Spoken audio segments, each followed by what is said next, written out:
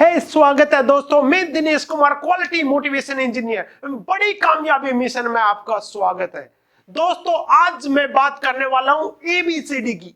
सही सुना आपने, एबीसीडी ऑफ पर्सनल ब्रांडिंग। दोस्तों, आज इस कंपटीशन के दौर में अगर आप आगे बढ़ना चाहते हैं तो आपका पर्सनल ब्रांड बहुत ही अच्छा होना चाहिए, और उसके लिए मैं आपको सिंपल 4 स्टेप्स फार्मूला बता रहा हूं।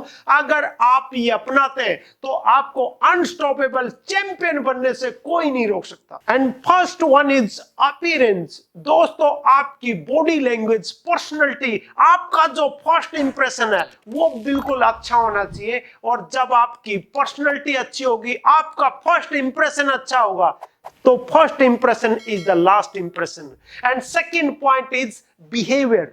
आपका दूसरे लोगों के साथ में बर्ताव बहुत ही अच्छा होना चाहिए और लोग आपके साथ काम करना पसंद करें।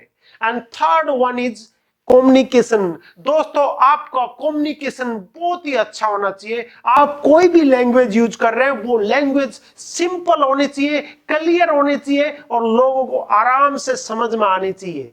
And the fourth one is digital presence. दोस्तों, आपकी ऑनलाइन प्रेजेंस, सोशल मीडिया पर प्रेजेंस। अगर आप एक बिजनेसमैन है तो आपकी वेबसाइट, आपका लोगो कैसा है।